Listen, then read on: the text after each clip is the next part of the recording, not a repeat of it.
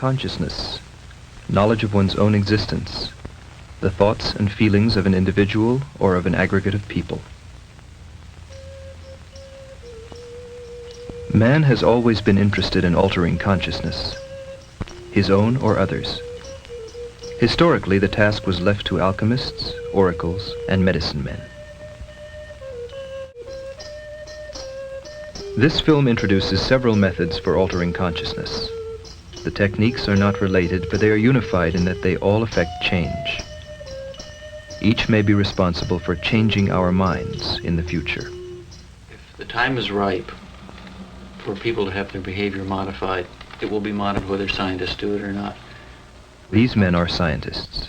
We have directly placed into our hands, all the tools, all the facilities that we need to make the manipulations, to test our hypothesis about how to bring about behavioral modification, behavioral change, behavioral control. I mean, it's not an accidental kind of thing. In our field, are deliberately trying to do it, ostensibly for altruistic kinds of purposes. Art is one of the ways through which perception is changed. The artist reorders our senses so that our experience of the world is given new dimension. He forces us to question what we see and if we see. Basically, we assume we see. We actually see is exactly what we're oriented to see. We set up and developed a very elaborate abstract system of logic which has worked, but at the same time, it has really isolated us away from any kind of really first-hand sensate involvement. We've really lost tremendous contact with that area of awareness and in which the area of perception or our consciousness of perception exists. Actually, art is, in a sense, basically not any different than any other discipline in that sense. It structures the way you see, the way you look, or the way, in a sense, what you let in and how do you define your idea of real. It has developed its own rationale for being. It has no other reason, no other function, no other purpose, no other being, in a way, except the questioning of just the idea of consciousness.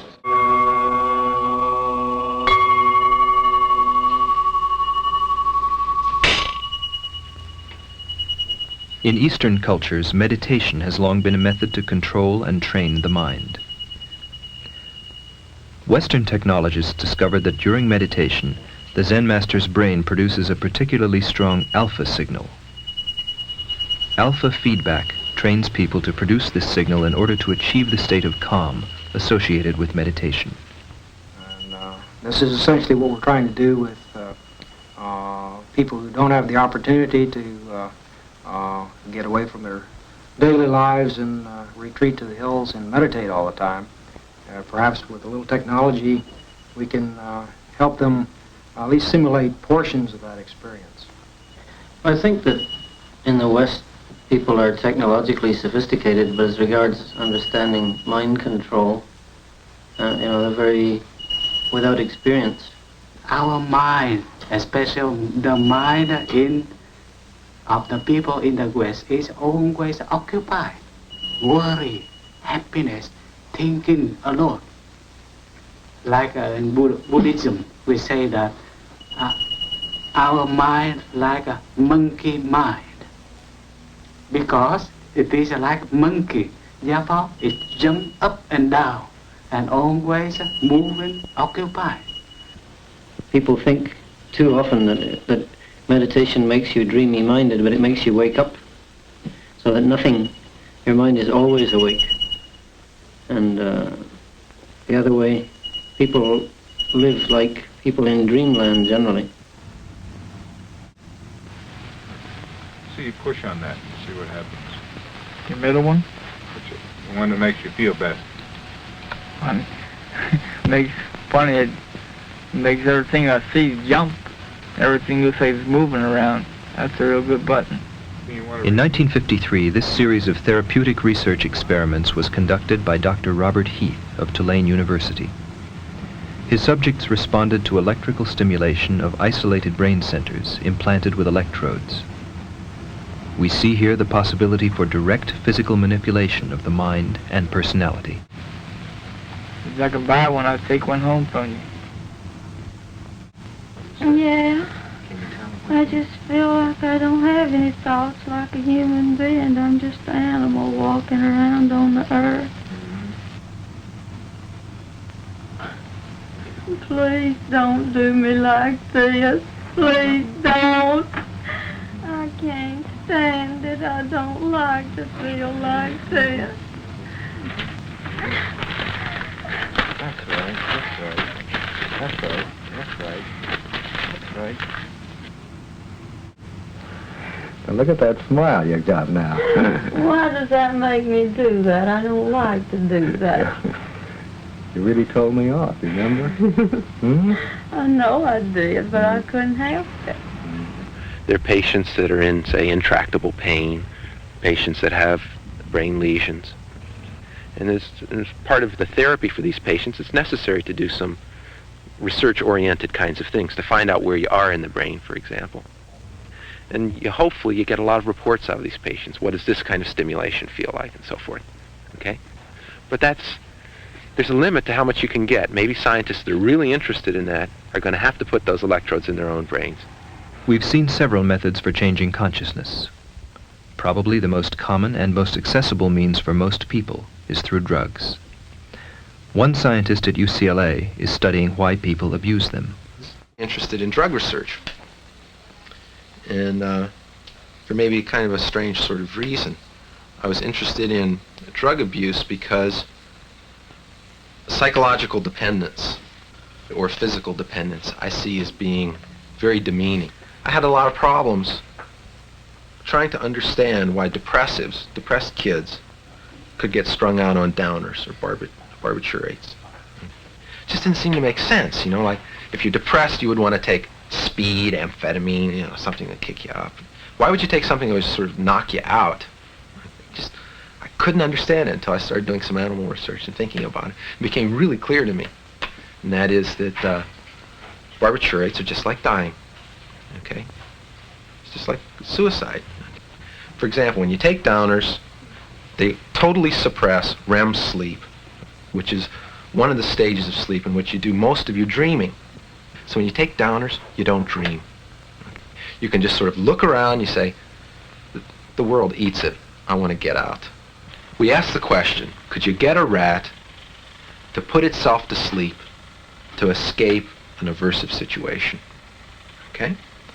And we implanted the rats with cannula, tubes, okay, in the jugular vein that were chronically mounted to the skulls, so that we could sort of hook them up to an automatic syringe which automatically injected drugs into them. We used barbiturates, okay? And this was wired up to a lever, so the animal could press the lever and knock himself out, okay? If the animal wanted to escape from the situation by going to sleep, all he had to do was press the lever, boom, out cold. Anyway, we found that both animals, under normal conditions, didn't press the lever very much, okay? But when we delivered either mild electric shock, we used a peculiar kind of electric shock. It was very, very short duration, extremely short duration and high intensity. Not too high, just enough so that the animal would sort of jump. And we found that when we shocked the animals in this way, they would go over, press the lever, knock themselves out. It was incredible. I'd never seen anything like it. That extended states of consciousness on any level are in your grasp. In other words, it's up to you in a way. It's something that you have to play with and you have to extend. Some students at UCLA also ask me how about to using drug and to have some kind of experience they call that is enlightenment. But in Zen Buddhism, I explain to them that even after taking drug, you have some kind of experience, and maybe you call that is enlightenment and what all. But that is artificial experience. It is not yourself. Therefore, I suggest them to meditation and to produce their own experience. What happens to someone with a drug perception the same way someone maybe has what is like a spiritual experience? You get this terrific input of what has previously been censored information. It's tremendous. I mean, suddenly the world is twice as colorful and twice as full of activity and movement and so on and so forth as it was before. Given the provisions for altering consciousness in the laboratory, through spiritual discipline, with the aid of technology, or by using drugs, where does responsibility lie? People in the area that I'm in that do come up with research findings, okay, which would lead to a means to manipulate behavior, okay? Always run the danger of having their findings abused. You have no control over anything that you come up with. It's completely out of your hands. But nothing you're saying is idiosyncratic to science. Everything you're saying is true of the newspaper man or of the media man in the widest extent. You're describing things that are true of a complex society. And I feel as though I have a really major responsibility, not only for my own research in the area, but for the research that I know about. And when I know about research that I see as being dangerous, okay, then I feel as though I have a responsibility maybe to do something about it. We don't know what the things we're doing are going to do, but we don't have power. And a lot of things of much wider circulation in the society have much wider power, and we don't know what they're going to do. The one interesting thing about being an artist now is that everything is a possibility, which means you start out from a state of total chaos. And you have to assume the responsibility for every single thing you do or do not do. There are a lot of ways to manipulate consciousness. There are innumerable ways. And I think there are a lot of healthy things. A lot of things important in the growth of the individual that result from these kind of manipulations. I think that people shouldn't simply be asking questions about whether people should take drugs or not, but they should put it into a much broader context as to what manipulating consciousness is all about.